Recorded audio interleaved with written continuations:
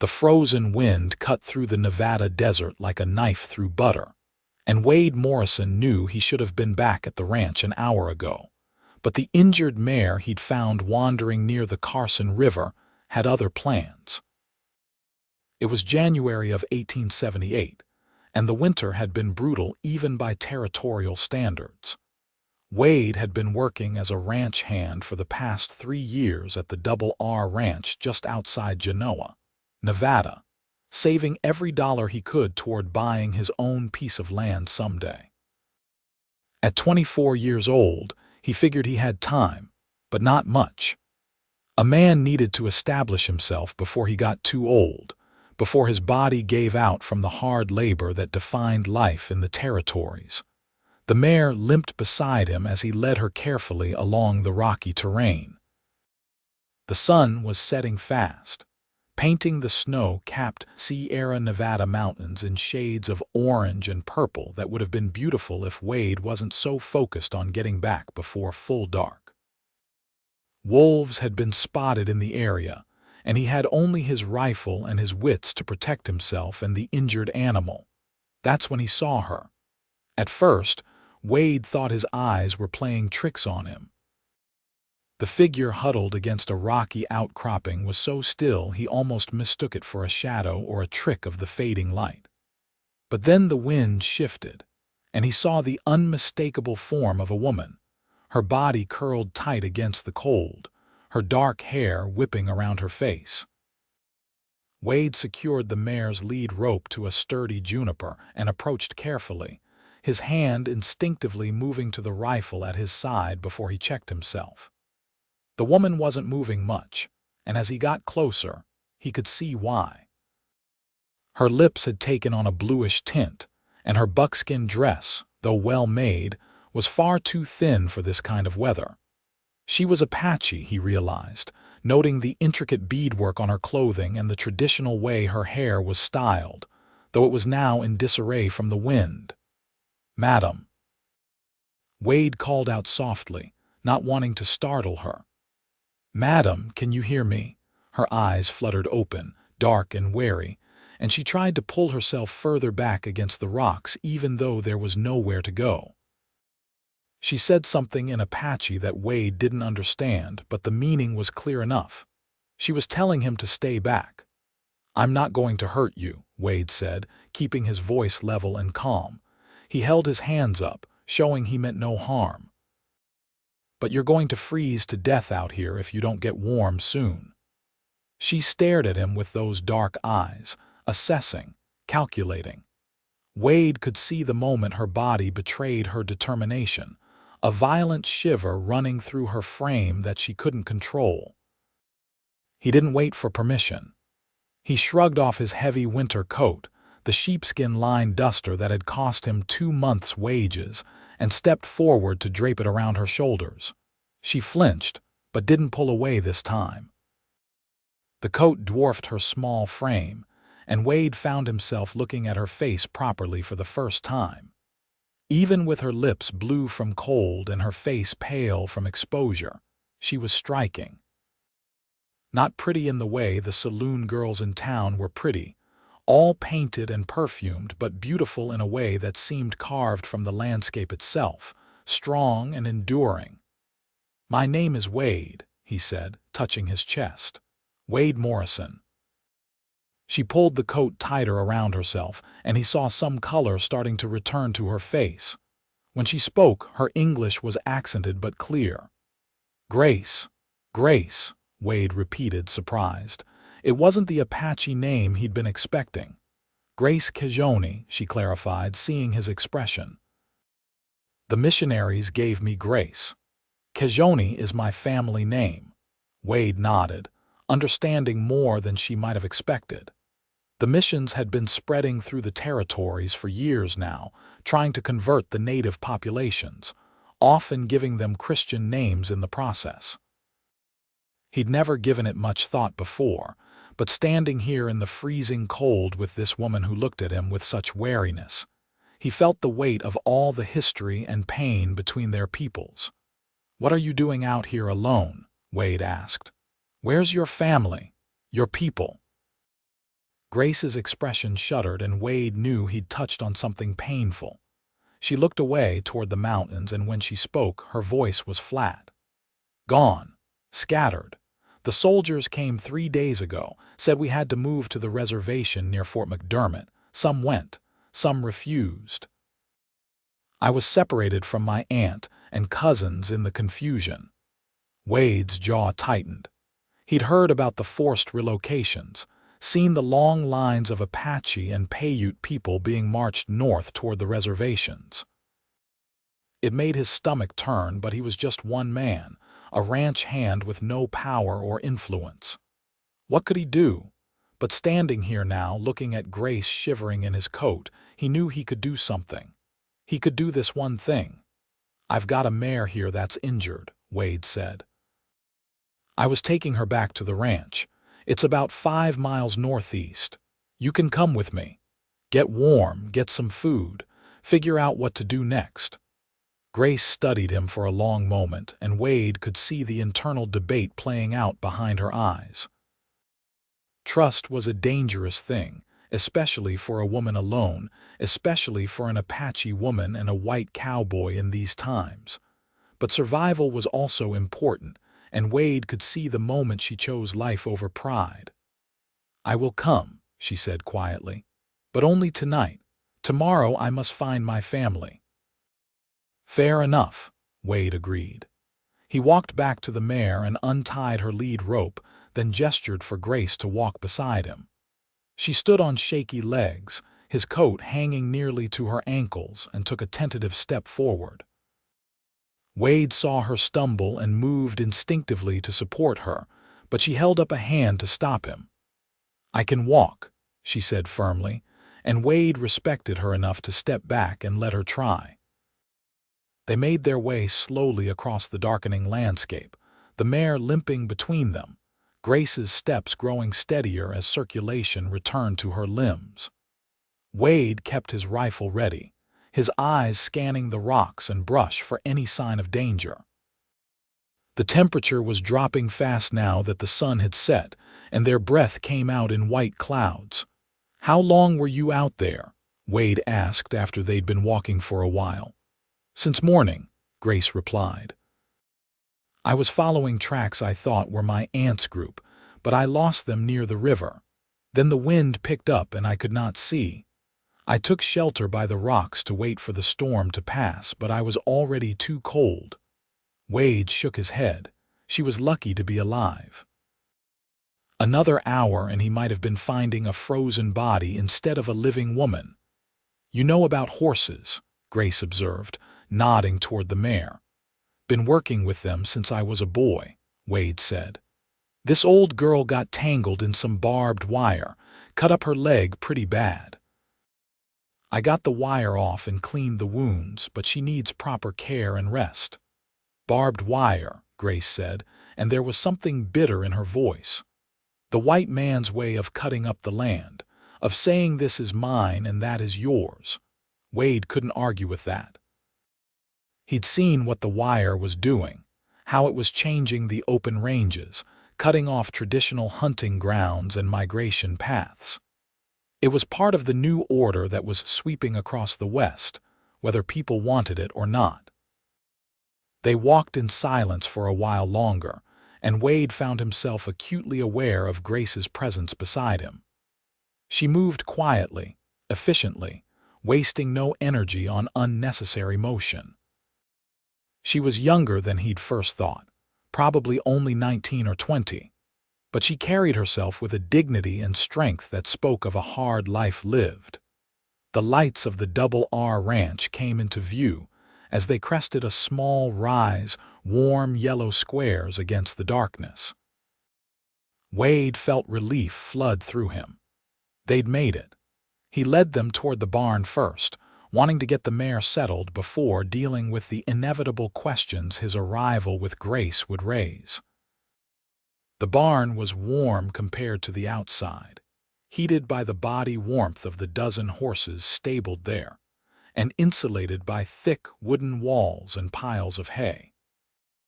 Wade got the mare into an empty stall and began tending to her wounds properly, cleaning them again and applying a salve the ranch kept for such purposes. Grace stood nearby, watching his hands work with an intensity that made him self-conscious. "You are gentle with her," Grace observed. "Many white men I have seen are rough with animals." "No point in being rough," Wade said, concentrating on wrapping the mare's leg.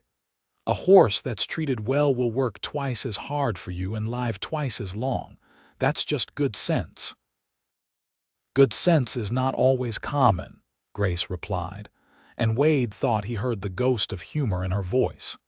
He finished with the mare and made sure she had fresh water and feed, then turned to Grace. She was still wrapped in his coat, and he was starting to feel the cold now in just his shirt and vest, but he wouldn't ask for it back. "Not yet. Come on," he said. "Let's get you inside properly. Mrs. Riley, the ranch owner's wife, she'll have some hot food and a place for you to sleep tonight."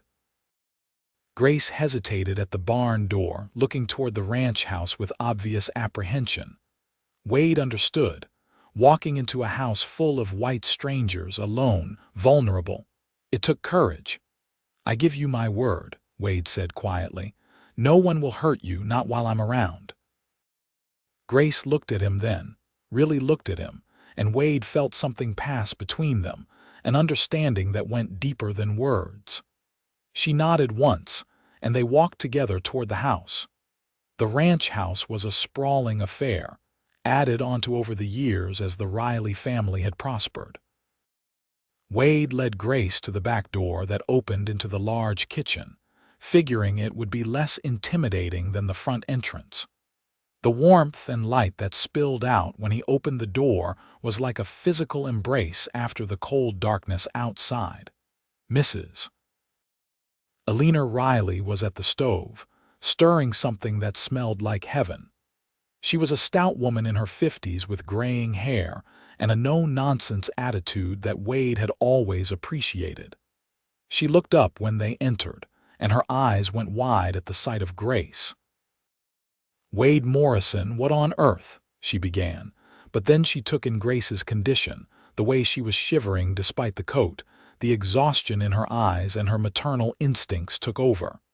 "Never mind that now. Come here, child. Sit down before you fall down." She pulled out a chair at the large kitchen table and practically pushed Grace into it, then immediately ladled out a bowl of stew from the pot on the stove. Wade stood awkwardly by the door, suddenly unsure of his place in this scene. "Found her out by Carson River," Wade explained. "Near Frozen. She got separated from her family when the soldiers came through." Mrs. Riley's face went tight with an emotion Wade couldn't quite read, but she just nodded and set the bowl in front of Grace along with a thick slice of bread. "Eat, dear. We'll sort out the rest after you've got some food in you." Grace looked at the food, then at Mrs. Riley, then at Wade. "Thank you," she said softly, and picked up the spoon with hands that still trembled slightly. Wade watched her eat, noted the way she tried to maintain dignity and composure even though she must have been starving. She didn't shovel the food in desperately, but took measured bites, chewed thoroughly, as if she was dining at a fancy hotel instead of a ranch kitchen. Mr. Riley came in then, drawn by the commotion.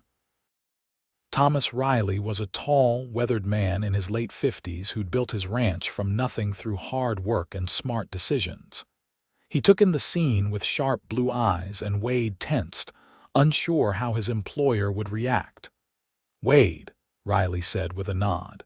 "See, you found that missing mare." "That's good work." "Who's this?" "Grace Kezhoni, sir," Wade replied. "Found her near Frozen by the river. She got separated from her people during the relocation." Riley studied Grace for a long moment, and Wade couldn't tell what he was thinking. Then the older man sighed and pulled out a chair. Sitting down at the table like this was the most normal thing in the world. "Those relocations are a damned mess," he said bluntly. "Pardon my language, ladies, but it's the truth. Can't say I agree with how Washington is handling the Indian question." Wade relaxed slightly. He'd always known Riley to be a fair man, but you never could tell how someone would react in a situation like this. "She'll stay here tonight," Mrs. Riley declared, in a tone that brooked no argument. "Get warm and rested, and tomorrow we'll figure out how to help her find her family." Grace looked up from her stew, surprise evident in her dark eyes.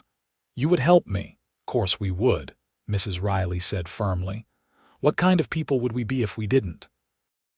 Wade saw tears gather in Grace's eyes, though she blinked them back quickly. It struck him then how alone she must feel, how terrifying this all must be for her. Her whole world had been turned upside down, her family scattered, and here she was sitting in a stranger's kitchen having to rely on the kindness of people who had every reason to turn her away. Something shifted in Wade's chest, a feeling he couldn't quite name. Protectiveness, maybe. Or something more. They sat around that kitchen table for another hour, Wade and Riley and Mrs. Riley, talking about ordinary things while Grace finished her meal and slowly began to relax. Wade told them about finding the mare, about the condition of the rangeland after the heavy snows. Riley talked about his plans for spring, about the new stock he was hoping to buy. Mrs. Riley shared gossip from town, who was courting who, which businesses were thriving and which were struggling. Through it all, Grace listened quietly, occasionally interjecting a question or observation that showed she was following along even though this world was foreign to her. Wade found himself increasingly impressed by her. Despite everything she'd been through, despite the exhaustion and fear that must be weighing on her, she maintained her composure and dignity.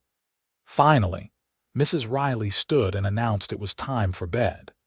She led Grace upstairs to a small guest room, leaving Wade and Riley alone in the kitchen. "That was a good thing you did," Riley said, pouring them each a measure of whiskey. "Finding her, bringing her here. Couldn't just leave her out there to freeze," Wade replied, accepting the glass. "No, you couldn't," Riley agreed. "But not every man would have stopped. Not every man would have cared." Wade didn't know what to say to that, so he just sipped his whiskey and felt the burn of it warming him from the inside. "What do you know about her situation?" Riley asked. "About where her people might have gone?" "Not much," Wade admitted. "She said she was separated from her aunt and cousins, that some of her band went to Fort McDermott and some refused. That's all I know."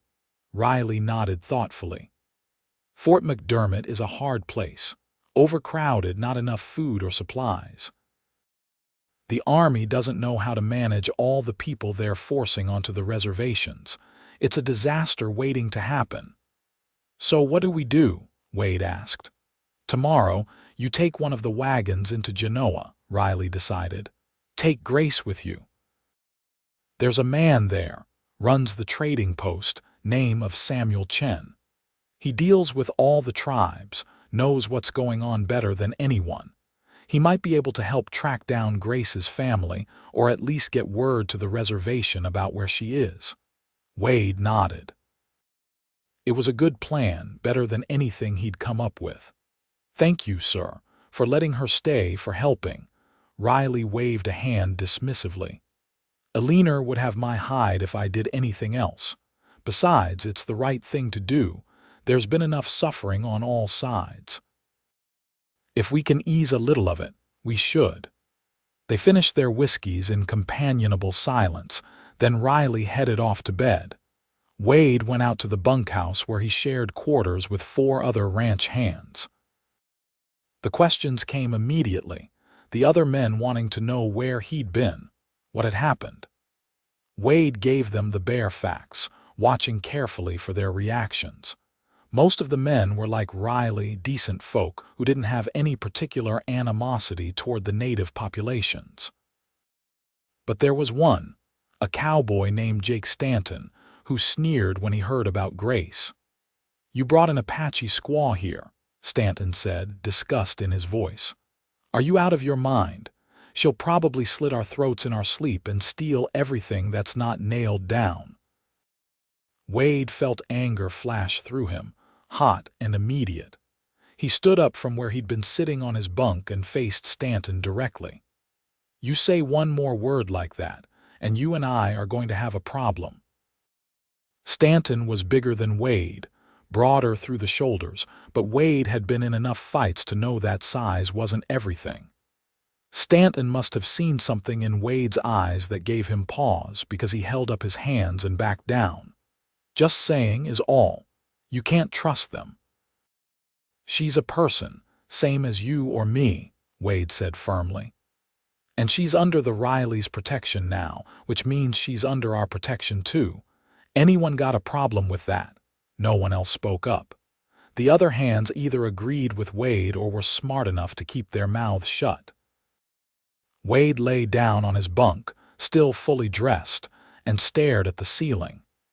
He knew he should be exhausted, but his mind was racing, replaying the events of the evening over and over.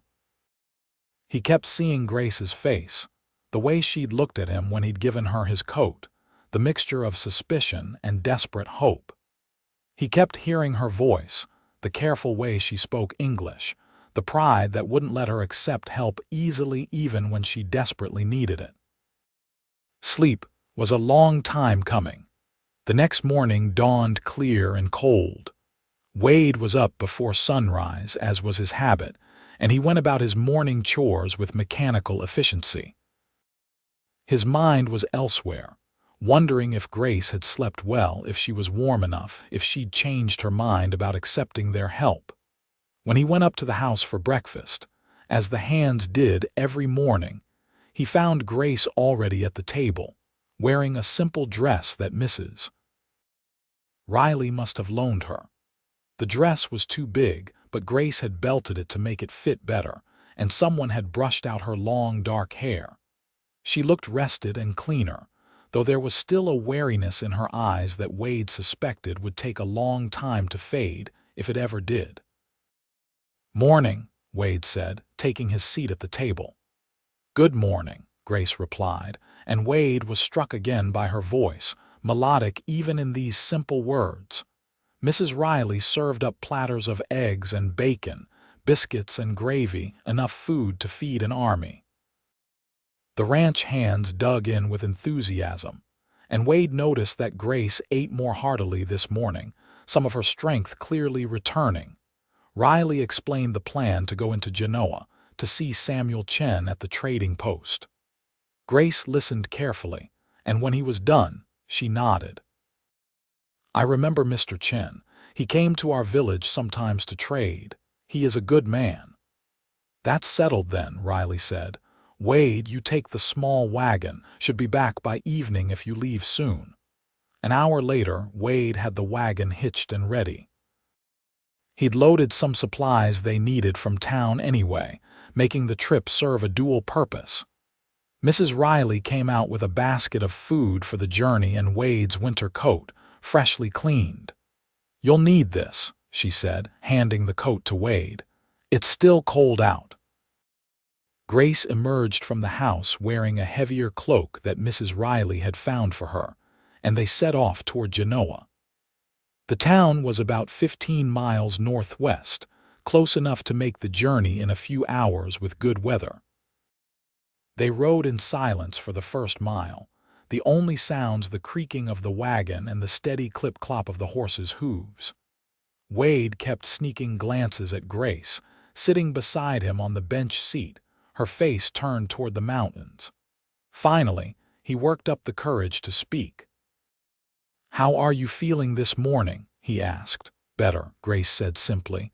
Then, after a pause, "Thank you for what you did yesterday, for your coat. I would have died without it." "Anyone would have done the same," Wade said, uncomfortable with her gratitude. Grace turned to look at him directly. "No, not anyone. Many men would have ridden past. Or worse."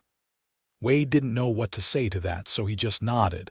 They fell back into silence, but it was a more comfortable silence now, companionable rather than awkward. As they traveled, Grace began to point out things in the landscape, telling Wade about the plants and animals, what was edible, what was medicinal, what was poisonous. She spoke about the land with an intimacy that came from generations of knowledge, passed down from elder to child. Wade found himself fascinated, learning more in a few hours than he'd picked up in years of living in the territory. "You know this land well," he observed. "It is my home," Grace said simply. "Or it was. I do not know what it is now." There was such sadness in those words that Wade felt his heart ache. He wanted to say something comforting, but what could he say? That everything would be okay. That she'd find her family and life would go back to normal. They both knew that would be a lie. "I'm sorry," he said instead. "For what's happening? For what's been done to your people?" Grace was quiet for a moment. "You are not the one who should apologize. You did not make these laws. You did not send the soldiers." "No, but I'm part of it," Wade said. "Part of the system that's taking your land, forcing your people onto reservations. Even if I don't agree with it, I benefit from it." Grace considered this. "You are honest. That is rare. Most white men do not think about such things, or if they do not speak of them." They continued talking as the wagon rolled along, and Wade found himself sharing things he rarely spoke about. He told her about growing up in Missouri, about losing his parents to cholera when he was 16, about drifting west looking for a fresh start. Grace, in turn, told him about her childhood in the mountains, about learning to ride and track and hunt from her father, about the stories her grandmother would tell on cold winter nights. By the time they reached Genoa, Wade felt like he'd known Grace for years instead of hours. There was an ease between them that surprised him, a connection that seemed to transcend the vast differences in their backgrounds and experiences. Genoa was a small town, a single main street lined with wooden buildings that served the ranchers and miners in the surrounding area. The trading post was near the center of town, a squat building with a porch that always seemed to have people sitting on it, no matter the weather. Wade pulled the wagon up in front and helped Grace down. She pulled the hood of her cloak up, hiding her face somewhat, and Wade understood. Even in a relatively tolerant town like Genoa, an Apache woman could expect stares and unwelcome comments at best, hostility at worst. The interior of the trading post was dim and crowded with goods of every description.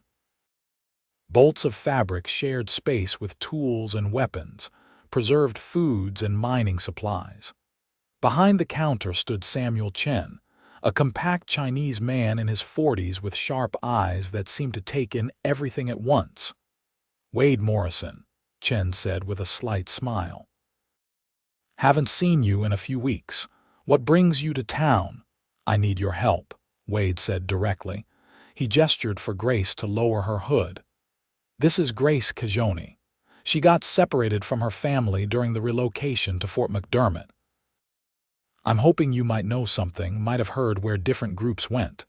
Chen's expression grew serious as he studied Grace. "Kezhoni, you are Red Hawk's daughter, or his sister's child," Grace straightened. "Red Hawk was my uncle. You knew him." "I did," Chen said quietly.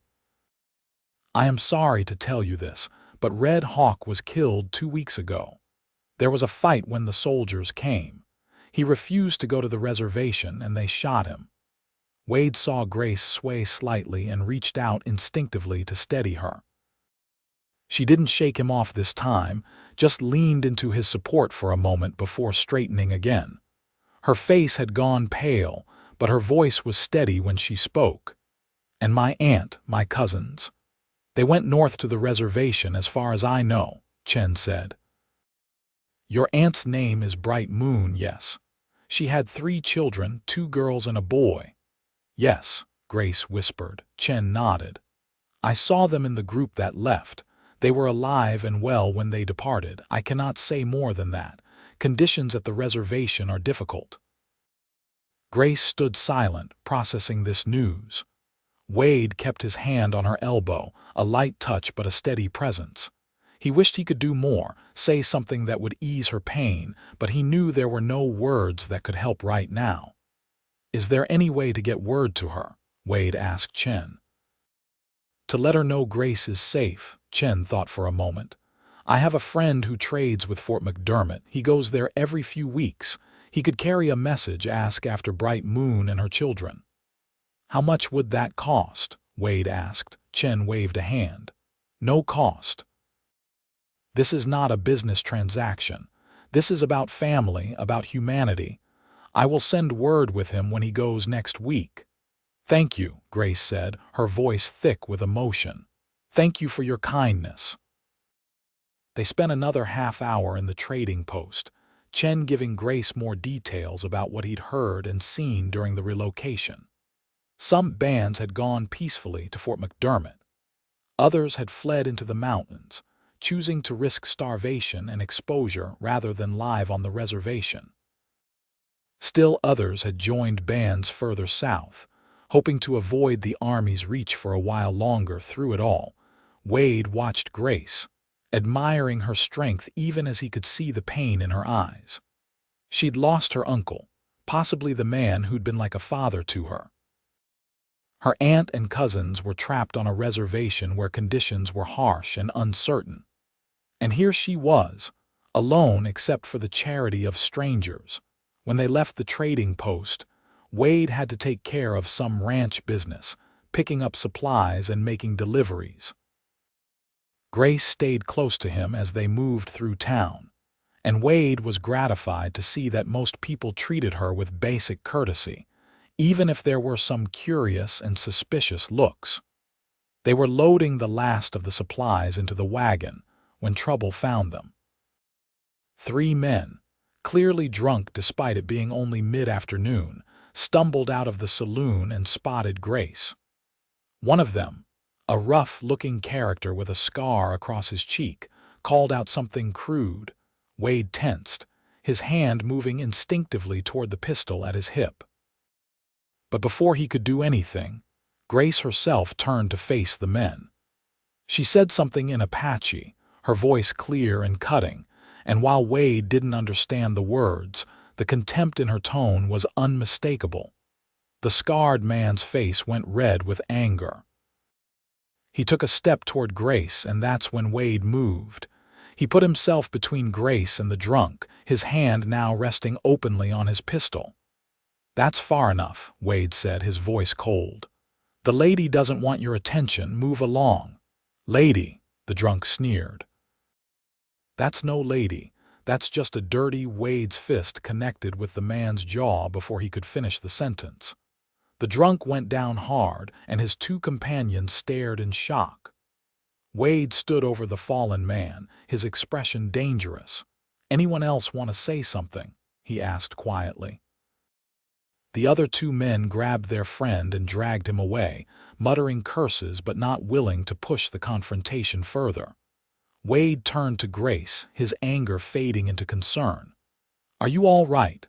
To his surprise, Grace was almost grinning. You hit him very hard. He deserved it, Wade said flatly. No one talks to you like that. No one. Something changed in Grace's eyes then, a warmth that hadn't been there before. You are a good man, Wade Morrison. Wade felt heat rise to his face, just doing what's right. They finished loading the wagon and started the journey back to the Double R Ranch. Wade's knuckles were sore from the punch, but he felt oddly satisfied. He defended Grace's honor, and somehow that mattered more to him than it probably should have. On the ride back, Grace was quieter than she'd been on the way to town. Wade understood. She was mourning her uncle, worrying about her family. He wanted to comfort her but didn't know how, so he just drove the wagon and let her have her silence. They were about halfway back to the ranch when Grace finally spoke. What Chen said about sending word to my aunt, that will take time, maybe weeks before she even gets the message. Probably, Wade agreed. I cannot ask the Rileys to let me stay that long, Grace said. They have already been more kind than I had any right to expect. Wade was surprised by the stab of disappointment he felt at the thought of Grace leaving. Where would you go? Grace was silent for a long moment. I do not know. Perhaps to the reservation to find my family there. Or perhaps into the mountains to find those who refuse to go. Both of those options are dangerous, Wade pointed out. Living is dangerous, Grace replied. Especially now for my people. Wade pulled the wagon to a stop and turned to face her fully. Stay at the ranch, Mrs. Riley needs help in the house, and there's always work to be done. You could earn your keep, wouldn't be charity. Stay until we hear back from your aunt at least. Then you can decide what to do next. Grace looked at him, searching his face for something. Why do you care what happens to me? You do not know me. It was a fair question, and Wade wasn't sure he had a good answer. Or rather, he had an answer, but he wasn't ready to examine it too closely. There was something about Grace that called to him, that made him want to protect her, to know her better too. What? He didn't let himself finish that thought. Because it's right, he said finally. Because you're in trouble and I can help. Does there need to be more reason than that?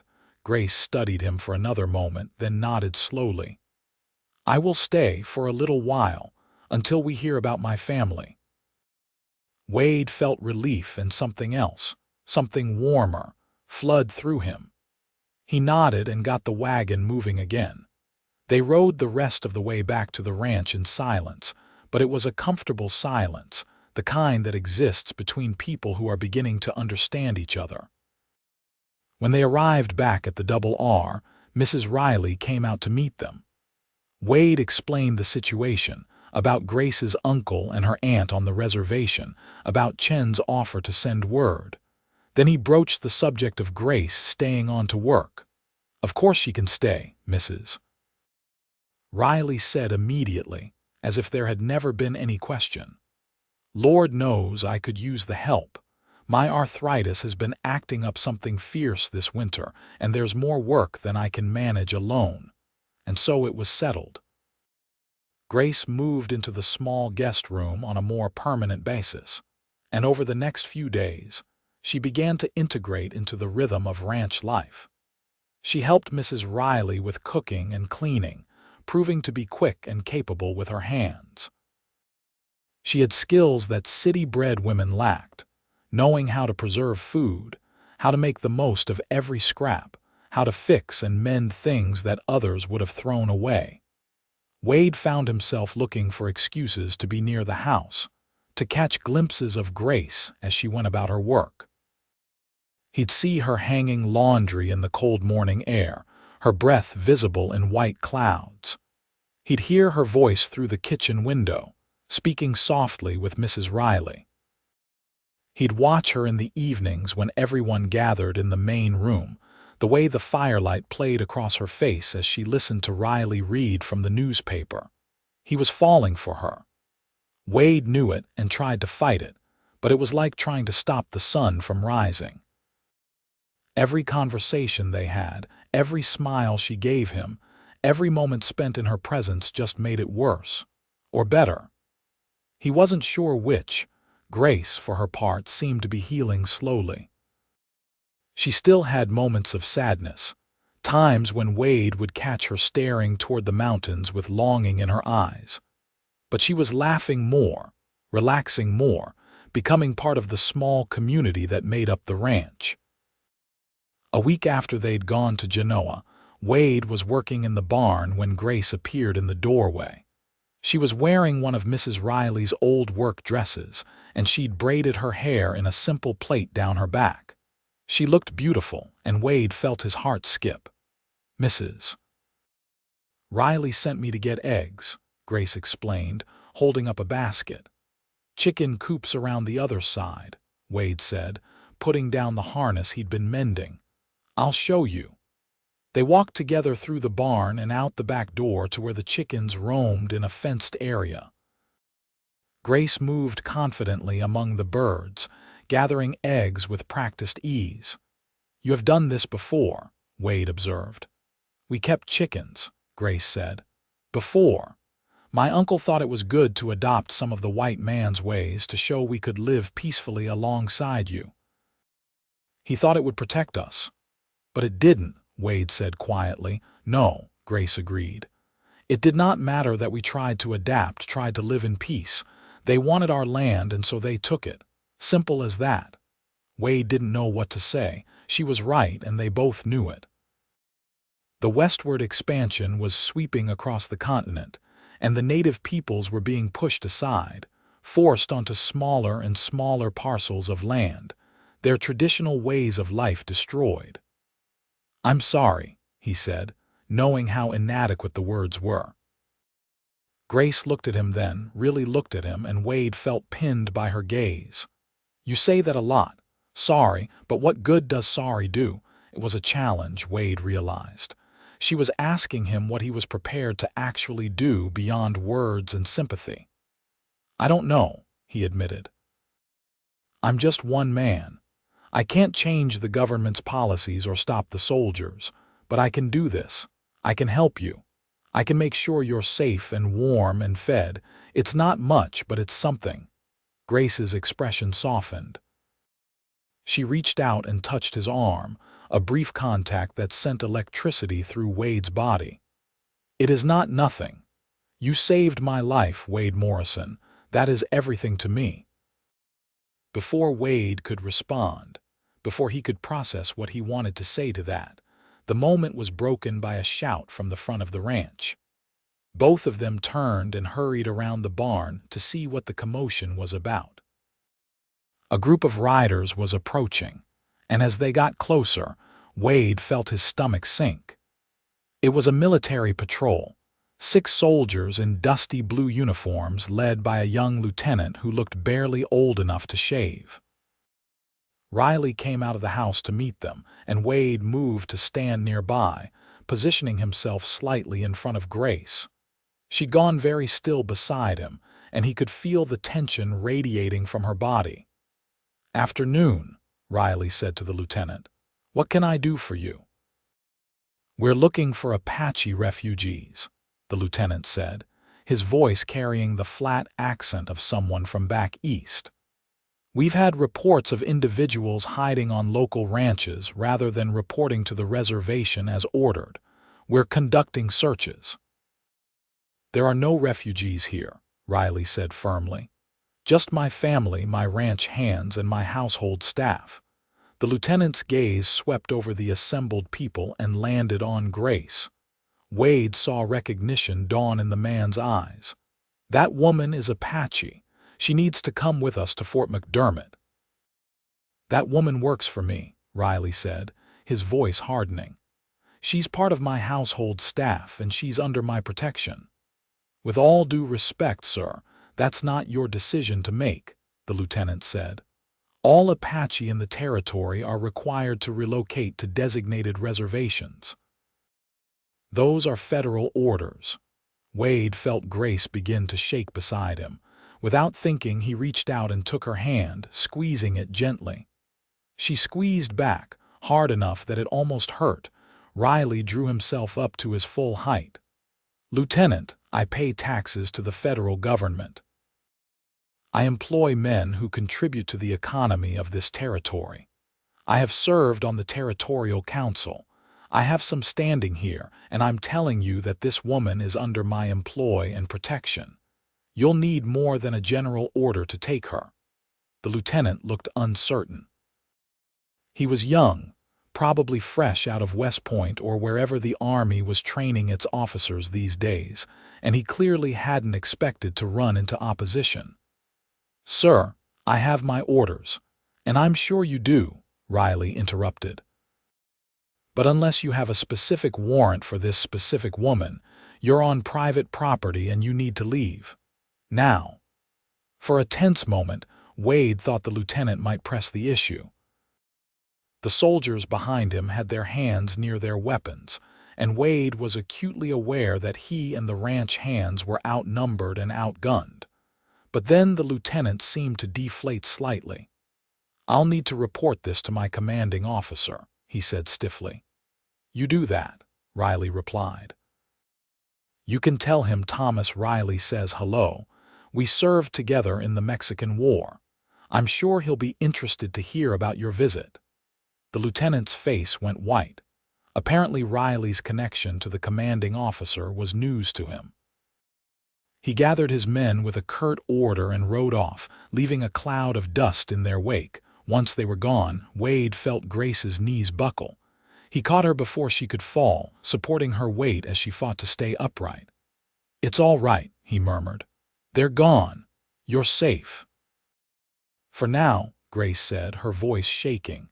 "But they will come back, or others will come. I cannot stay here. I put you all in danger." "Nonsense," Mrs. Riley said firmly, emerging from the house where she'd been watching the confrontation. "You're not going anywhere. We'll figure this out." But over the next few days, it became clear that the situation was more complicated than any of them had hoped. The lieutenant had indeed reported back to his commanding officer, and while the commander was apparently sympathetic to Riley's position, there were limits to what even he could do. Federal policy was federal policy, and the pressure was building to enforce it consistently across the territory. Chen sent word that he'd made contact with Grace's aunt at Fort McDermott, and that Bright Moon and her children were alive, and as well as could be expected under the circumstances. More importantly, Bright Moon sent back a message for Grace. She should go to the reservation. It wasn't safe for her to stay in the area, and at least on the reservation, she'd be protected by numbers and official sanction. Grace received this news with a mixture of relief and despair.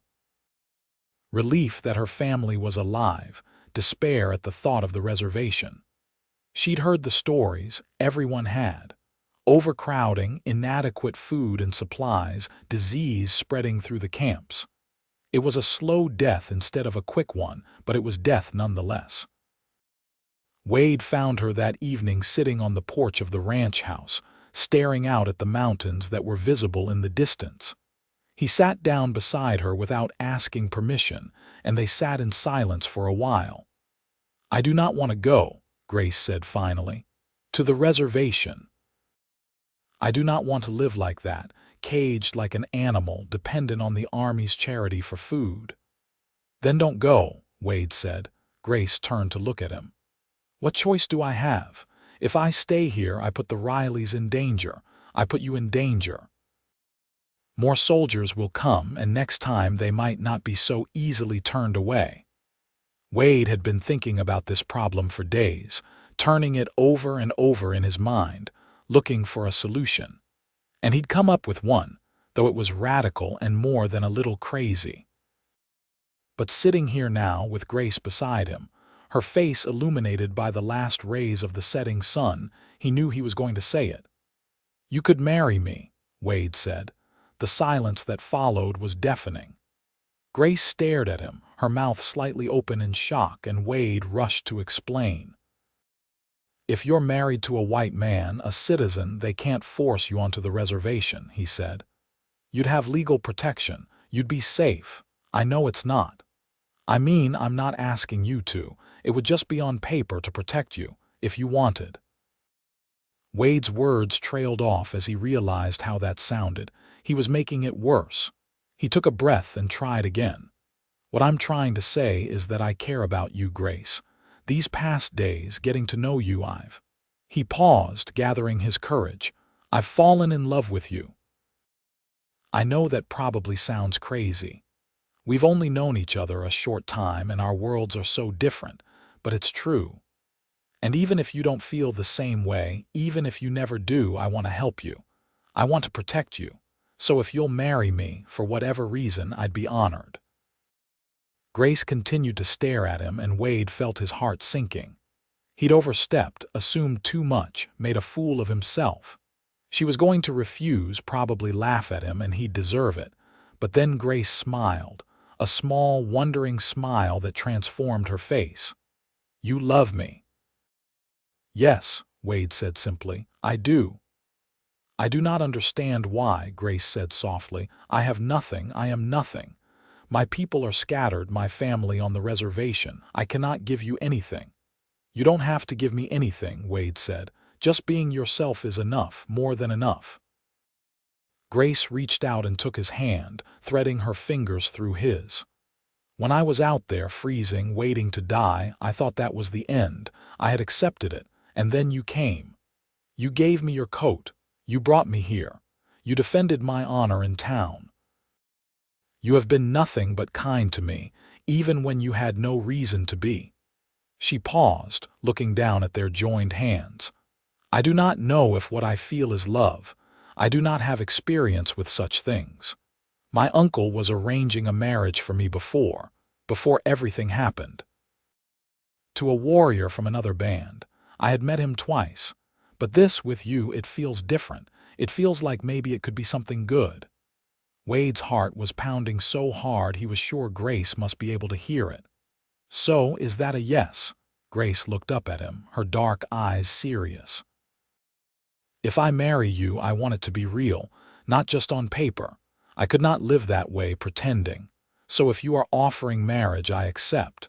But you must understand what you are taking on. There will be people who hate you for marrying an Apache woman. There will be difficulties. Your life will be harder because of me." "I don't care," Wade said fiercely. "Let them talk. Let them hate. As long as you're safe, as long as you're with me, nothing else matters." Grace smiled then, a real smile that lit up her whole face, and Wade felt something in his chest expand with joy. "Then yes, Wade Morrison, I will marry you."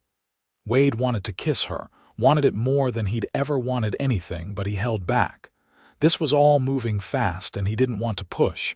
Instead, he just squeezed her hand and grinned like a fool. "We should tell the Rileys," he said. They found Riley and his wife in the main room, Riley reading while Mrs. Riley knitted. Both looked up when Wade and Grace entered, and Mrs. Riley immediately set down her knitting, clearly sensing something important was happening. "Mr. and Mrs. Riley," Wade began, suddenly nervous. "Grace and I have something to tell you. We've decided to get married." Mrs. Riley's face broke into a huge smile. "Oh, how wonderful!" She jumped up and embraced Grace, then Wade.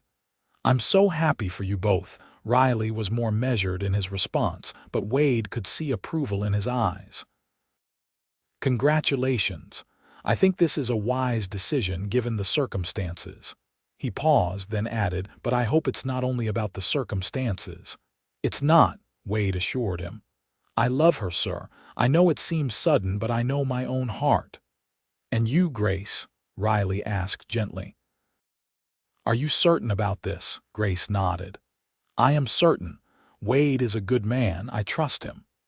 "Well then," Riley said, standing and extending his hand to Wade. "Welcome to the family, unofficially. We'll need to arrange the wedding quickly before those soldiers come back. I'll ride into town tomorrow and speak with the preacher." The next few days passed in a whirlwind of activity. Mrs. Riley threw herself into wedding preparations with the enthusiasm of a general planning a campaign. She had Grace fitted for a dress, a simple but beautiful white gown that had been her own wedding dress, altered to fit Grace's smaller frame. Wade spent his days working, trying to keep his mind occupied, but his thoughts kept drifting to Grace. To her smile, her voice, the way she moved. To the fact that in a few days she would be his wife. It seemed impossible, like a dream he might wake from at any moment. He saw her in passing, caught her eye across the dinner table, exchanged small smiles and meaningful glances. They didn't have much time alone, Mrs. Riley keeping Grace busy with preparations, but Wade didn't mind. There would be time later, all the time in the world. The night before the wedding, Riley called Wade into his study. Wade went, curious and a bit nervous. Riley poured them each a whiskey and gestured for Wade to sit. "Tomorrow you become a married man," Riley said. "It's a big step." "Yes, sir," Wade agreed. Riley studied him for a long moment. "I want you to know that I support this marriage. Grace is a fine young woman, and I think you two will be good for each other. But I also want to make sure you understand what you're taking on." "I understand there will be challenges," Wade said. "More than challenges," Riley corrected. There will be people who treat you both badly, who refuse to do business with you, who say terrible things. This territory is changing, but it's not changed yet. Old prejudices die hard. I know, Wade said quietly, but I'd rather face that with Grace than live without her. Riley nodded, satisfied.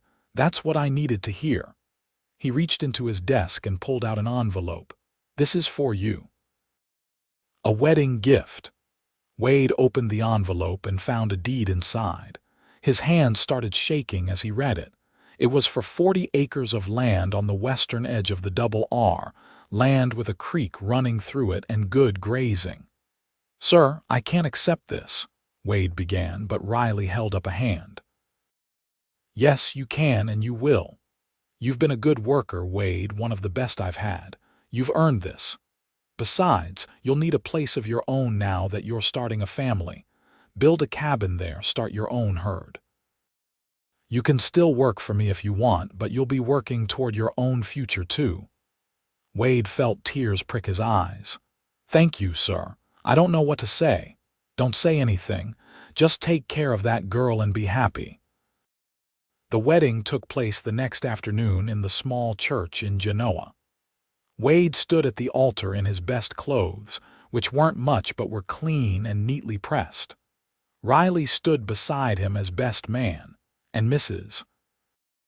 Riley sat in the front pew with Chen from the trading post, and a handful of other townspeople who'd braved the social stigma to attend. And then Grace appeared at the back of the church, and Wade forgot how to breathe. She was beautiful. The white dress fit her perfectly, flowing around her like water. Her dark hair was down, cascading over her shoulders in waves. She wore no jewelry except for a necklace of beads that Wade recognized as Apache work, a connection to her heritage even in this Christian ceremony. She walked down the aisle alone, no one to give her away, her head held high. When she reached Wade, she smiled at him, and he felt his heart might burst from his chest. The preacher, an older man named Reverend Williams, conducted the ceremony with dignity and warmth. If he had any objections to marrying a white man and an Apache woman, he kept them to himself. Wade barely heard the words, too focused on Grace's face, on her eyes locked with his. And then it was time for the vows.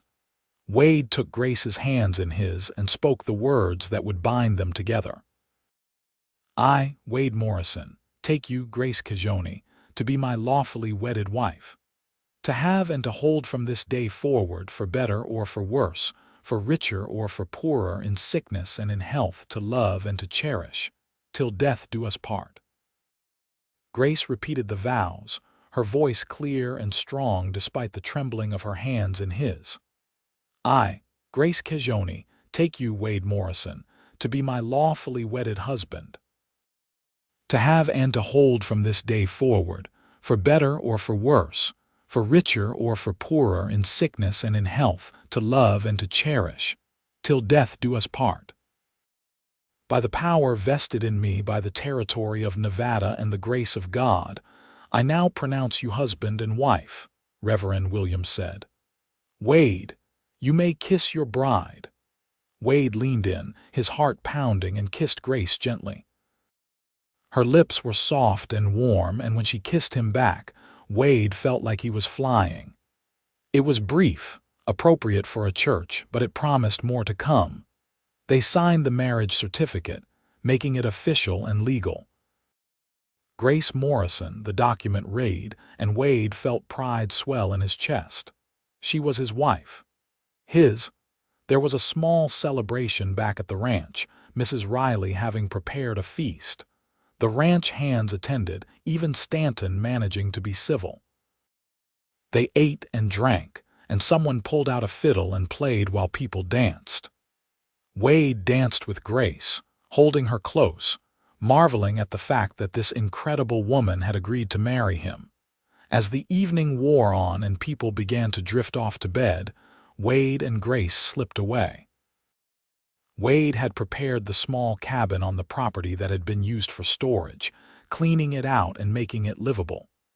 It wasn't much, just one room with a fireplace and a bed, but it was theirs. A place to start their life together until they could build something better on their new land. Inside the cabin, with the door closed and the fire burning in the hearth, Wade suddenly felt nervous. He and Grace stood looking at each other, the weight of what they'd done settling over them. "Are you scared?" Wade asked softly. "A little," Grace admitted. "Are you?" "Terrified," Wade confessed, and they both laughed. The tension breaking, Grace stepped closer to him, reaching up to touch his face. "I meant what I said. The vows. I will be a good wife to you, Wade Morrison. And I'll be a good husband to you," Wade promised. He kissed her again, deeper this time, and felt her respond with equal passion. They came together that night with tenderness and care, learning each other, discovering the ways their bodies fit together. Wade was gentle, aware that this was Grace's first time, taking his cues from her responses. And Grace was brave, giving herself fully, trusting him completely. Afterward, they lay tangled together in the narrow bed, the firelight playing across their skin. Wade held Grace close, her head on his chest, and felt a contentment deeper than anything he'd ever known. "I love you," he whispered into her hair. "I love you too," Grace replied, and Wade's heart soared because it was the first time she'd said it. They fell asleep like that, wrapped in each other's arms, starting their marriage the way Wade hoped they'd continue it. Together, committed in love. The next few weeks were some of the happiest of Wade's life. He and Grace settled into married life with an ease that surprised them both. Grace was the best part of coming home after a long day of work, her smile warming him better than any fire. They talked for hours, sharing stories of their pasts, making plans for their future. Riley had given Wade time off to start building a cabin on their new land, and Wade threw himself into the work with enthusiasm. Grace helped where she could, and together they began to shape a home from raw materials. It was hard work, but satisfying in a way that went beyond the physical accomplishment. They were building something together, a foundation for the life they'd share. The reaction from the wider community was mixed. Some people were accepting, even friendly. Others were cold or outright hostile. Wade and Grace learned to ignore the stares and whispered comments, focusing instead on the friends they did have and the life they were building. Chen from the trading post became a regular visitor, bringing supplies and news. He told them that tensions were high across the territory, more raids and skirmishes between soldiers and Apache bands who refused to go to the reservations. It was a dangerous time, and Wade worried constantly about Grace's safety, about some group deciding to take their anger out on her. But mostly, life was good. Grace bloomed in their marriage, the sadness that had haunted her eyes fading as she found security and love. She taught Wade about her culture, sharing the stories and traditions her grandmother had passed down. Wade listened, fascinated, learning to see the world through her eyes. 3 months after their wedding, Grace came to Wade with news that made his heart stop. She was pregnant. Wade's reaction was immediate and visceral, joy so pure it brought tears to his eyes. He picked Grace up and spun her around, both of them laughing like children. "We're going to have a baby," Wade said wonderingly. "A real family." "Yes," Grace agreed, her smile radiant. "A family." The pregnancy progressed well, Grace remaining healthy and strong even as her belly swelled with their child. Wade became even more protective, if that was possible, fussing over her until she laughed and swatted him away. They finished the cabin just in time, moving into their new home 2 months before the baby was due. It was a good cabin, sturdy and well built, with 2 rooms and a loft. Wade had even installed glass windows, a luxury in the territories. Grace made it a home, sewing curtains and arranging their meager possessions with care. They had a bed, a table, chairs, a stove. It wasn't much by some standards, but to them it was perfect. In her 7th month of pregnancy, Grace received word from her aunt. A letter had come through Chen's trading post, carried by the friend who traveled to Fort McDermott. Bright Moon had written to say that she and her children were well, that life on the reservation was hard but survivable. She was happy to hear of Grace's marriage, glad that her niece had found safety and love. But there was also sadness in the letter. Bright Moon wrote that she missed Grace terribly, that she wished she could see her, meet her new husband, be there for the birth of Grace's child. The distance between them felt insurmountable, the chasm of circumstance and policy too wide to cross. Grace cried when she read the letter, and Wade held her, wishing he could fix this too. But some things were beyond his power to change. All he could do was love Grace and build the best life possible for her, and their coming child. The baby came on a cold night in February of 1879, almost exactly a year after Wade had found Grace freezing by the river. Mrs. Riley attended as midwife, having delivered dozens of babies over her years on the frontier. Wade paced outside the cabin, listening to Grace's cries, feeling helpless and terrified. And then, finally, the thin wail of a newborn cut through the night, and Wade was allowed inside. Grace lay propped up in bed, exhausted but smiling, holding a tiny bundle wrapped in blankets. Mrs. Riley bustled about, cleaning and organizing, a satisfied smile on her face. "You have a son," Grace said softly, and Wade approached on shaky legs. He looked down at the baby, at the tiny face with its shock of dark hair and skin that was a perfect blend of his and Grace's complexions. The baby's eyes were closed, his small mouth working as he rooted for food. Wade felt love crash over him like a wave, so intense it nearly brought him to his knees. "A son," he repeated wonderingly. He touched the baby's tiny hand, marveling when the infant's fingers closed around his. "He's perfect." "What shall we name him?" Grace asked. They discussed names, of course, during the long evenings as Grace's belly had grown. They'd considered options from both their cultures, trying to find something that honored both heritages. Now, looking at his son, Wade knew what felt right. "William," he said. "William Kezhoni Morrison."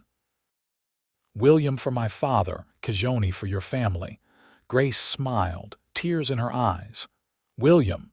Yes, it is a good name." Mrs. Riley left them alone after ensuring Grace and the baby were both healthy and stable. Wade climbed carefully into bed beside his wife and new son, the three of them fitting perfectly together in the quiet cabin. Outside, snow began to fall, but inside they were warm and safe and together. "Thank you," Wade said softly to Grace. "For what?" she asked, looking up from where she was gazing at William. "For saying yes, for marrying me, for giving me this." He gestured to encompass everything, the baby, the cabin, their life together. "I should be thanking you," Grace replied. "You saved my life that night. You gave me everything." "We gave each other everything," Wade corrected and kissed her gently. William grew strong and healthy, thriving despite the harsh conditions of frontier life. He had his mother's dark eyes and hair, his father's smile. Wade had never imagined he could love anything as much as he loved Grace, but his son came close. The two of them together, his wife and child, were the center of his world. As William grew from infant to toddler, Wade and Grace's ranch prospered. They'd started with just a few cattle, but through hard work and careful management, their herd grew. Wade still worked for Riley occasionally, but mostly he focused on building his own operation. Grace managed the household and garden with skill, preserving food for winter and making their limited resources stretch. Life wasn't easy. There were droughts and harsh winters, cattle lost to disease or predators, accidents and setbacks. But through it all, Wade and Grace stood together, their love deepening with each challenge they faced and overcame. When William was 2, Grace became pregnant again. This time the pregnancy was harder, Grace suffering from sickness and fatigue. Wade worried constantly, but Grace remained strong, determined to give William a sibling. Their daughter was born on a hot July evening in 1881, with Mrs. Riley once again attending. Wade was better prepared this time, less panicked but no less awed when he held his newborn daughter for the first time. She was tiny and perfect, with a dusting of dark hair and skin like her mother's. "Emma," Grace said, naming their daughter after Mrs. Riley's mother. "Emma Bright Morrison." "Emma Bright," Wade repeated, smiling at the way Grace had incorporated a version of her aunt's name. "It's perfect." With 2 children, life became busier but richer. William was a good big brother, gentle with his baby sister even at his young age. The cabin that had seemed spacious now felt snug, but in a good way, full of love and life. Letters from Bright Moon came occasionally through Chen's network, and Grace wrote back, sharing news of her children and her life. Bright Moon sent traditional Apache items for the children: a cradle board for Emma, a small bow and arrows for William. Grace treasured these gifts, teaching their children about their Apache heritage even as they grew up in the white world. As the years passed, the Morrison ranch continued to grow. Wade proved to have a gift for ranching, and his reputation for honest dealing and quality livestock spread. He hired help as needed, always treating his workers fairly, regardless of their background. Several Apache men found work with him over the years, and Grace would cook traditional foods and speak in her native language with them, keeping that part of herself alive. When William was 5 and Emma 3, Grace announced she was pregnant again. Wade was thrilled, though also nervous. They'd been fortunate so far, both children healthy and happy, but he knew pregnancy and childbirth were always risky. This pregnancy went smoothly, and in the spring of 1884, Grace delivered another son. They named him Thomas Riley Morrison after Riley, who had passed away the previous winter. Mrs. Riley cried when they told her the name, touched by the honor they'd done her late husband. Tommy, as they called him, was a rambunctious child from the start, more active than his siblings had been. He kept Grace on her toes, and Wade would often come home to find her laughing at Tommy's latest antics. Their family felt complete now. 3 healthy children, a thriving ranch, a strong marriage built on love and respect.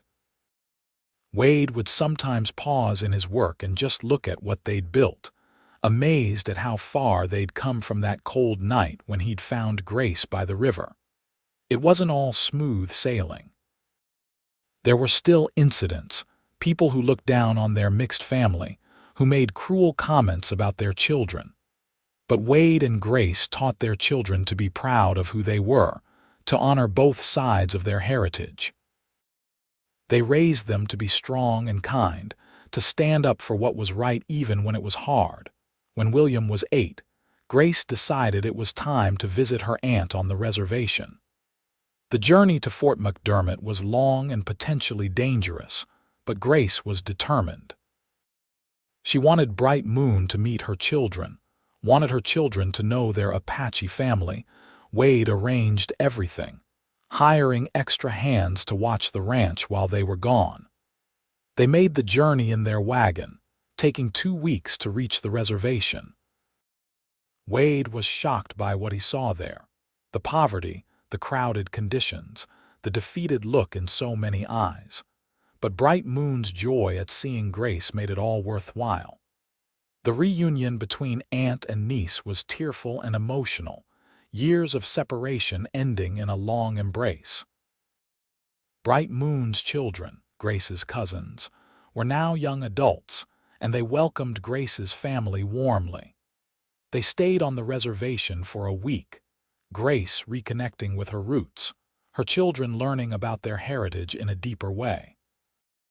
Wade saw a side of Grace he'd only glimpsed before, watched her slip back into speaking Apache full-time, saw her participate in traditional ceremonies. When it was time to leave, the goodbyes were hard. But this time, there was hope that they'd see each other again. Wade promised to bring Grace and the children back for visits, and Bright Moon promised to write more often. On the journey home, Grace was quiet, processing everything she'd seen and felt. Wade gave her space, understanding that she needed time to reconcile the two parts of her life, her Apache past and her present as a rancher's wife. Finally, one evening as they camped under the stars, Grace spoke. "Thank you for taking us there, for letting me show our children where I come from." "You don't have to thank me," Wade said. "They need to know it's part of who they are." "I am lucky," Grace said softly, to have this life when I think of where I might have ended up." "Don't," Wade interrupted gently. "You're here. We're here, that's what matters." Grace leaned against him, and they sat in comfortable silence, their children sleeping in the wagon behind them. Overhead, the stars wheeled in their ancient patterns, indifferent to the struggles and triumphs of the people below. The years continued to pass, marked by the rhythms of ranch life and the growing of their children. William grew tall and strong, learning ranching from his father and tracking from his mother. Emma was smart and curious, always asking questions, always wanting to understand how things worked. Tommy was the wild one, full of energy and mischief, but with a good heart. In 1889, on a cold February evening, Wade and Grace celebrated their 11th anniversary. The children were asleep, and they sat together by the fire in the cabin that had grown with additions over the years. 11 years, Wade mused. Seems like yesterday and a lifetime ago all at once. "I remember that night," Grace said, "when you found me. I remember thinking I was going to die, that it was over, and then there you were." "Best night of my life," Wade said. "Even though I didn't know it at the time," Grace smiled. "Do you remember what you were wearing?" "My old sheepskin coat," Wade recalled. "The one I gave you." "I still have it," Grace said. "I kept it all these years." Wade was surprised.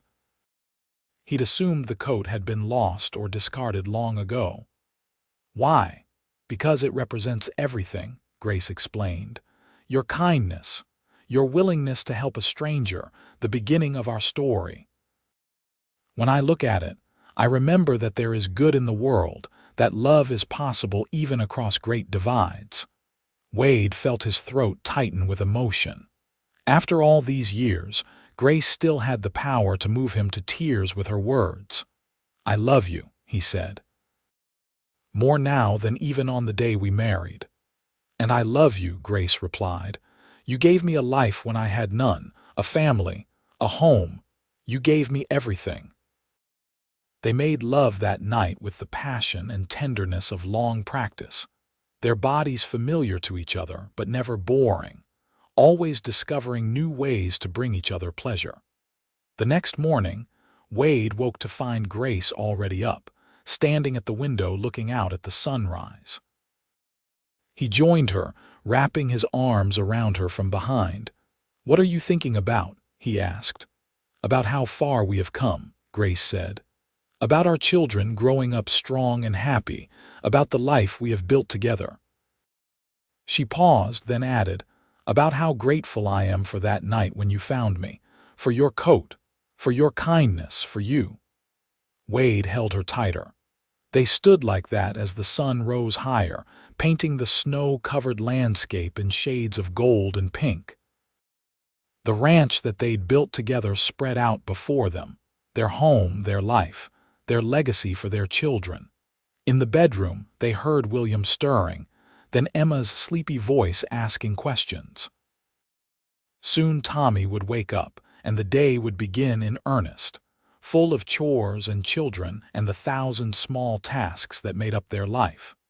But for this moment, Wade and Grace stood together in the quiet morning, husband and wife, partners in every sense of the word.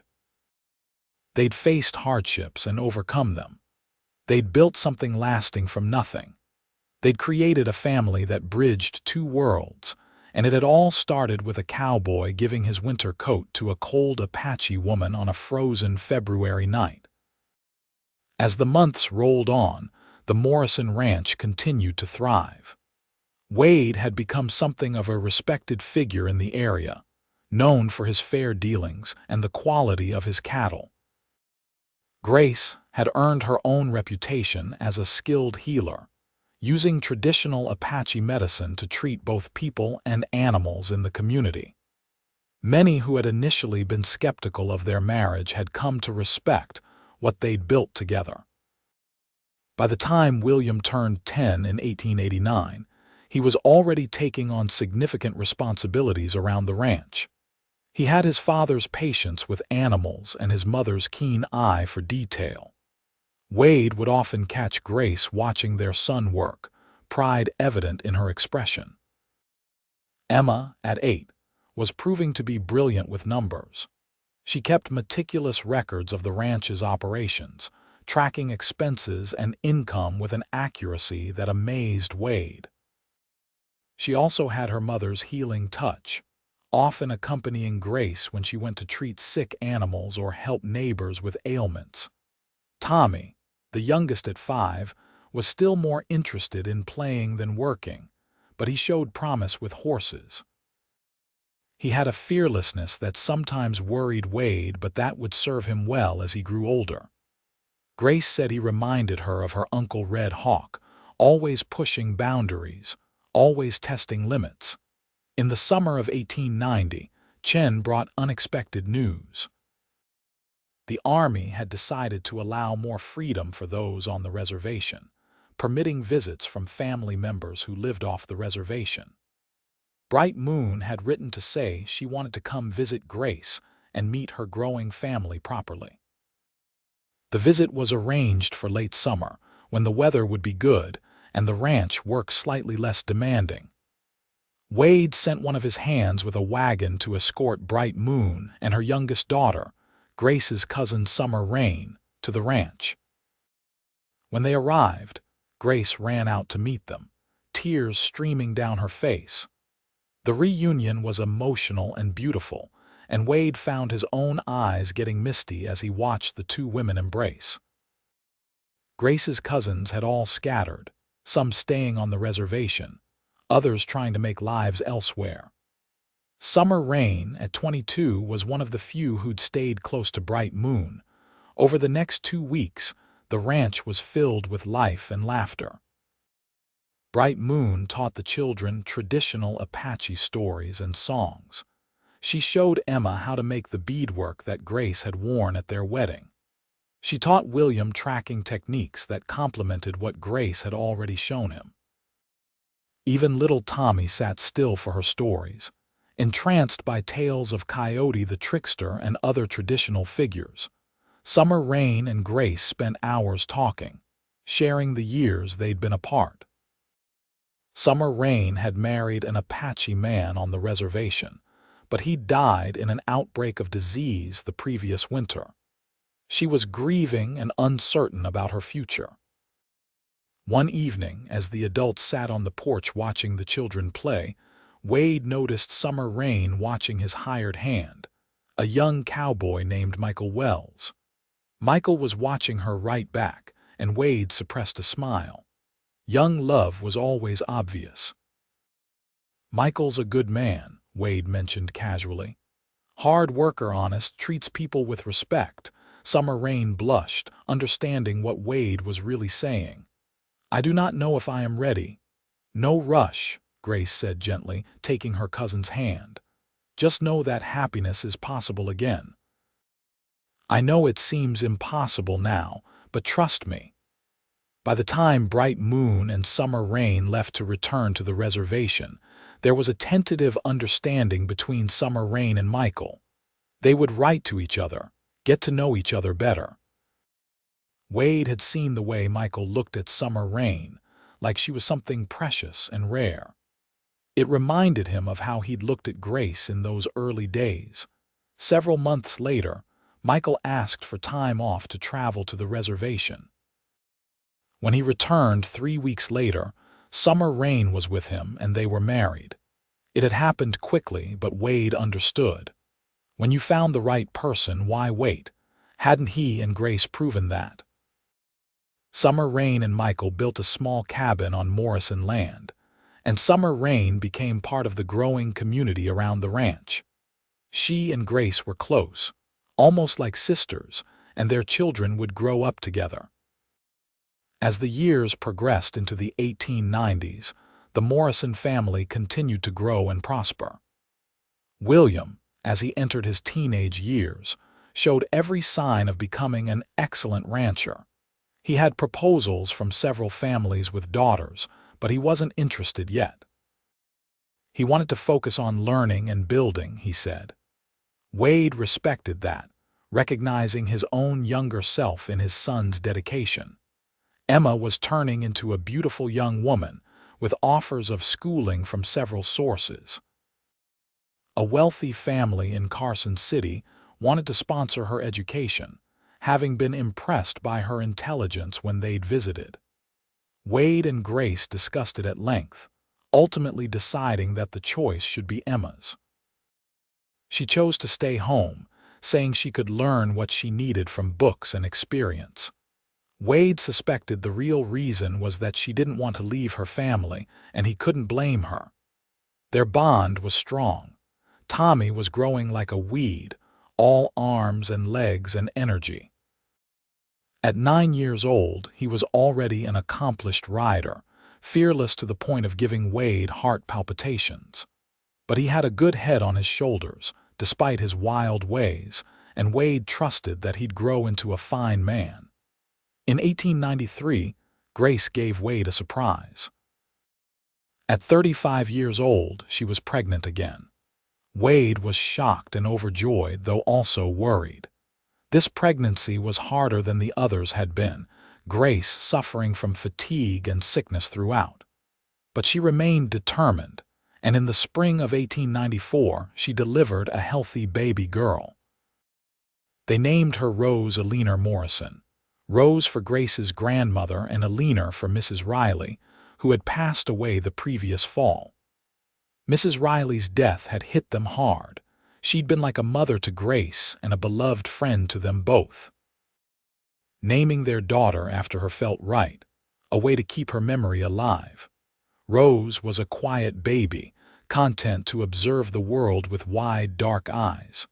She seemed to bring a calming influence to the household, even Tommy settling down somewhat in her presence. Grace doted on her, this unexpected late blessing, and Wade would often find them together. Grace singing Apache lullabies as Rose nursed or slept. With 4 children ranging from infant to teenager, life was chaotic but full. The ranch house had been expanded twice more to accommodate their growing family, and Wade employed several full-time hands now. The Morrison Ranch was one of the most successful in the region, a testament to hard work and smart management. But more than that, it was a home. A place where different cultures and backgrounds mixed and harmonized, where children grew up learning to respect all people, regardless of race or origin, where love was the foundation of everything. One evening in the fall of 1895, Wade sat on his porch watching the sunset. Grace sat beside him, Rose asleep in her arms. The older children were doing evening chores, their voices carrying on the cool air. "We did good," Wade said contentedly. "Look at all this. Look at what we built." "We did," Grace agreed. "Sometimes I still cannot believe this is my life. That I have all this." "What do you mean?" Wade asked. "I mean that night you found me, I had accepted death," Grace explained. "I thought I had nothing left, no future. And now look.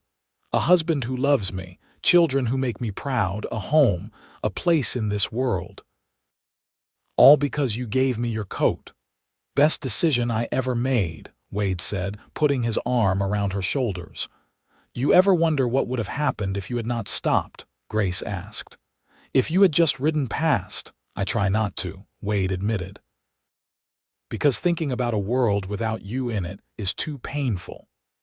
They sat in comfortable silence as the sun sank lower, painting the sky in brilliant oranges and reds.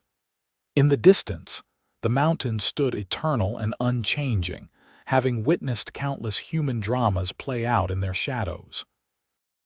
I want to tell the children the whole story, Grace said suddenly. About how we met, how you saved me, all of it. They know pieces, but not everything. I think they are old enough now to understand. All right, Wade agreed. When? Tonight, Grace decided. After dinner, when we are all together. I want them to know how precious their family is, how easily it might never have been. That evening, after the dinner dishes were cleared and everyone was gathered in the main room, Grace told their story. She started with the forced relocation, the chaos and fear, getting separated from her family. She described the cold, the despair, the acceptance of death. Then she told them about Wade appearing like an answer to a prayer she hadn't quite prayed. About his kindness, his coat, his protection. About the Rileys and their generosity. About Chen and his help. About the soldiers and the danger. And then your father asked me to marry him, Grace said, looking at Wade with such love that he felt his chest tighten. He offered me safety, yes, but more than that, he offered me love, a future. A life I had thought was lost to me forever.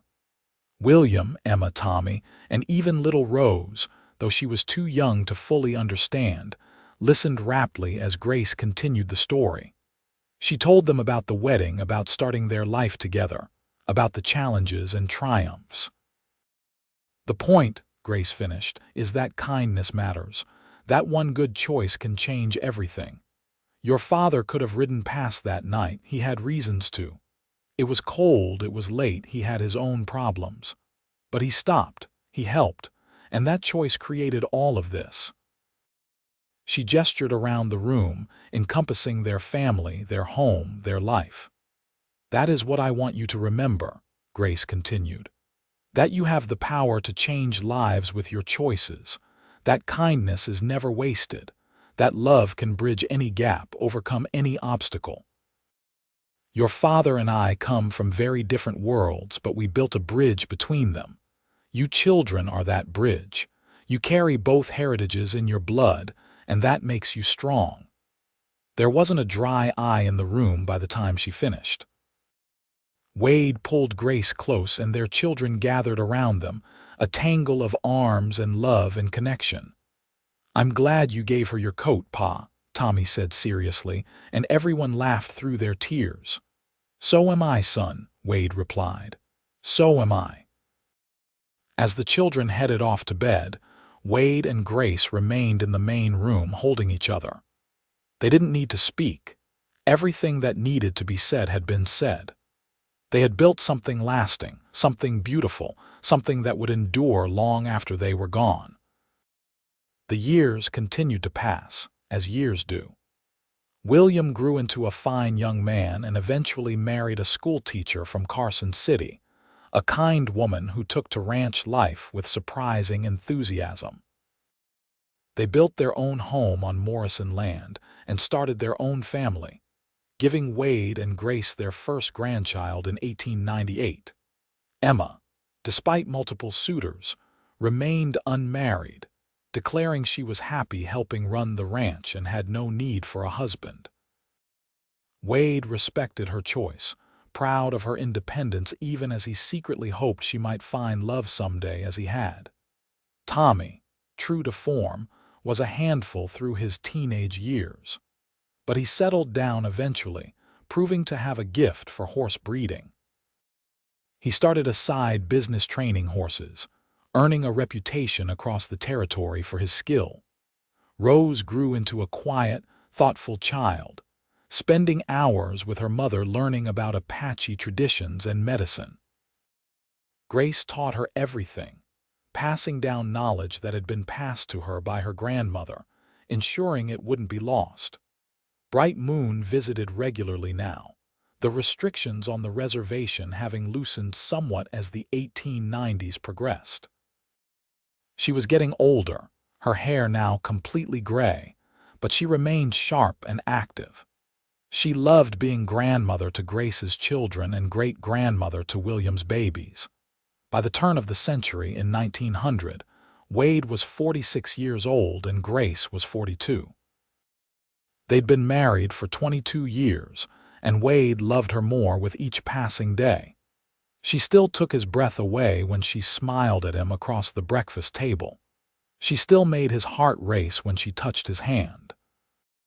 The passion between them had never faded, mellowing into something deeper but no less intense. One February evening, Wade realized it was the anniversary of the night he'd found Grace. 22 years since that cold, dark evening when he'd stumbled across a freezing woman and made the choice to help her. "You realize what today is?" he asked Grace as they prepared for bed. Grace smiled. "Of course I realize. I never forget. February 14th, 1878. The day you saved my life." February 14th, Wade repeated, struck by a realization. "Valentine's Day, I never put that together before. Fitting, is it not?" Grace said. "The day of love, the day we met. We should celebrate it," Wade decided. "Not just our wedding anniversary, but this day too, the beginning of everything." "I celebrate it every day," Grace said softly. "Every time I wake up beside you, every time I see our children, every time I look at the life we have built. I celebrate that you gave me your coat and changed my world forever." Wade pulled her into his arms, holding her close. They stood like that for a long moment, two people who had found each other against all odds and built something beautiful together. "I would do it again," Wade murmured into her hair. "Every time. In any world, in any life, I would choose you." "And I would choose you," Grace replied. "Always." They made love that night with the slow passion of long familiarity, taking their time, savoring each touch and kiss. Afterwards, they lay tangled together, talking quietly about their life, their children, their dreams for the future. "You have any regrets?" Wade asked. "Anything you wish had been different?" Grace thought for a moment. "I regret that my uncle did not live to see what I have become, to meet his great-nephews and nieces. I regret the pain my people have endured. But about my life with you, about our family, no regrets. Not one." "Me either," Wade agreed. "Not one." They fell asleep like that, wrapped in each other's arms exactly as they had on their wedding night over 2 decades ago. The years continued their steady march forward. Wade's hair turned gray, then white. Grace's face gained lines, though Wade thought they only made her more beautiful, each one a testament to years lived fully. They aged together, their bodies changing but their love remaining constant. By 1910, they had 7 grandchildren, with more on the way. William had 3 children. Tommy had 2, having finally settled down with a rancher's daughter from Wyoming. And even Emma had surprised everyone by marrying at age 39, a widower with 2 young children who needed a mother. She'd found love after all, just in her own time and way. Rose, at 16, was already showing signs of becoming a remarkable healer. She'd apprenticed with the local doctor and was learning both traditional Apache medicine from Grace and modern medical techniques. Wade predicted she'd do great things. The ranch had grown into a substantial operation, one of the largest in the region. Wade had turned over most of the day-to-day management to William, though he still worked when he felt like it. Mostly he enjoyed spending time with Grace, with his grandchildren, with the family they'd created. One summer evening in 1915, Wade and Grace sat on their porch watching the sunset, as they'd done countless times over the decades. They were both in their 60s now, their children grown, their grandchildren providing new joy and chaos. It was peaceful and perfect. "Do you remember," Grace said suddenly, "the first time we sat together and watched the sunset? The night before we went to Genoa?" "I remember," Wade said. "I was terrified you'd refuse my offer to help, that you'd disappear and I'd never see you again." "I was terrified of everything," Grace admitted. "Of trusting you, of being dependent on charity, of what my future held. I never imagined this." She gestured at the ranch, the house, the life spread out before them. 37 years, Wade mused, since I found you. 33 years since we married. Seems like yesterday and forever ago at the same time. Time is strange that way, Grace agreed. She reached over and took Wade's hand, their fingers intertwining with the ease of long practice. "Do you know what I think about sometimes?" "What's that?" "That night freezing by the river I made peace with death," Grace said. "I was ready to let go, and then you appeared and you gave me your coat. Such a simple thing, really, a coat, but it meant life instead of death, everything instead of nothing." "Grace," Wade began, emotion thick in his voice. "Let me finish," Grace interrupted gently. "What I want to say is thank you. Thank you for stopping that night. Thank you for seeing me as a person worth helping.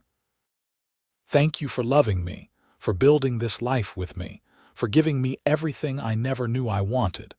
You are the best man I have ever known, Wade Morrison, and I am grateful for every day I have been your wife." Wade felt tears running down his face. After all these years, Grace could still move him to tears with her words, with her love. "I'm the lucky one," he managed to say. "You made my life worth living. Before you, I was just existing, going through the motions. You gave me purpose, love, a family. You are everything to me, Grace Morrison." "Everything?" They kissed then, soft and sweet, a kiss that contained decades of love and commitment and partnership. When they pulled apart, both were smiling through their tears. "We did good, did we not?" Grace asked. "We did," Wade agreed. "We really did." They sat together as the sun sank below the horizon, painting the sky in brilliant colors one more time. Around them, their ranch hummed with life, cattle lowing in the distance, horses nickering in the corrals, the voices of family members calling to each other as evening chores were completed. Inside the house, their grandchildren were being fed and put to bed by their parents. In the morning, those same grandchildren would wake them early, demanding stories or breakfast or attention. The cycle would continue, life flowing forward, the Morrison legacy growing and evolving. But for now, in this moment, it was just Wade and Grace, husband and wife, partners for life, sitting together in the twilight of a summer evening.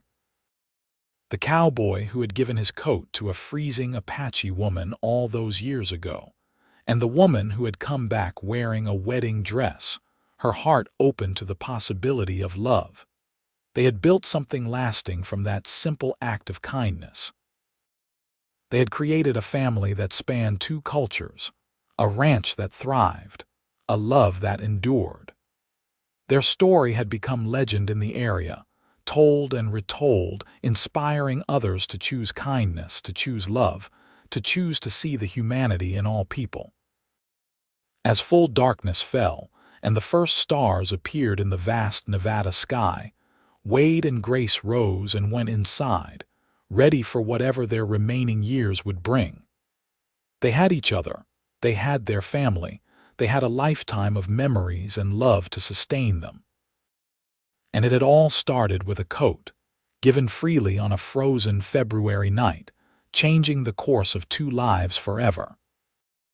The end of their story was really just a continuation of what they'd built, a legacy that would outlive them both, carried forward by their children and grandchildren and all the generations to come. A legacy of love, kindness, and the simple truth that one good choice, one moment of compassion, can change everything. Wade and Grace Morrison lived out their remaining years surrounded by love, their family growing ever larger, their ranch prospering, their story becoming a cherished part of local history. When they eventually passed, years apart in their old age, they were buried side by side on a hill overlooking their ranch, the mountains they both loved visible in the distance. Their children ensured that the story of how their parents met was passed down through the generations, a reminder of the power of kindness and the possibility of love. The old sheepskin coat, carefully preserved, became a family heirloom, a tangible connection to that fateful night that had changed everything.